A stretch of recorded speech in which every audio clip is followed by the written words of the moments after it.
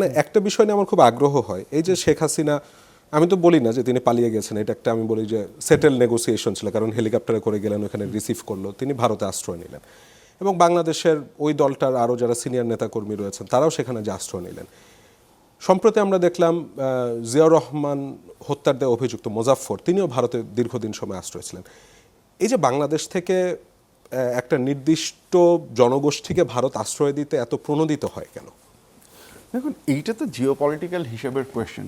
Definitely geopolitically প্রত্যেকটা রাষ্ট্র তার যে ইন্টারেস্ট বা তার যে যেই ব্যাপারটা হচ্ছে গিয়ে তার ইন্টারেস্টটাকে সার্ভ করছে, সেই জিনিসপত্রগুলো করতে আগ্রহী হয়। এটা যে খুব মানে নতুন ঘটনা তা না, এটা আমরা অতীতেও দেখেছি এবং আমরা ভবিষ্যতে বাংলাদেশের মানুষের সাথে সম্পর্কটা নষ্ট করে দিচ্ছে না? অফকোর্স, মানে এইটা তো হচ্ছে গিয়ে যতক্ষণ পর্যন্ত এই জিনিসটা গোপন থাকে ততক্ষণ পর্যন্ত তো আর হচ্ছে নষ্ট হওয়ার কোনো ভয় থাকে না। বাট অফকোর্স এই জিনিসপত্রগুলো গোপন থাকে না।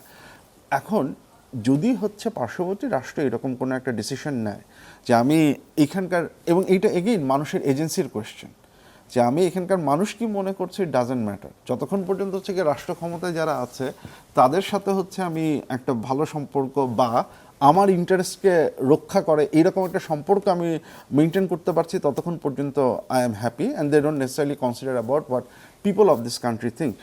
এই ঘটনাটাই তো হচ্ছে গিয়ে ঘটেছে এবং আই থিঙ্ক দ্যাট ওনার ধরা পড়াটা, I think it will help us if we can get an opportunity that hopefully অনেক অজানা জিনিসপত্র এক্স্যাক্টলি ওই সময় কি ঘটেছিল একটা রহস্যময় অধ্যায় থেকে গেছে। রাইট, ওই রহস্যময় অধ্যায়। এবং প্লাস আপনি যে কথাটা বললেন, যেটা যে শুধুমাত্র ওনার পালিয়ে যাওয়া তা তো না, উনি ব্যাংককে ছিলেন, উনি ইন্ডিয়াতে ছিলেন, উনি বাংলাদেশে ছিলেন।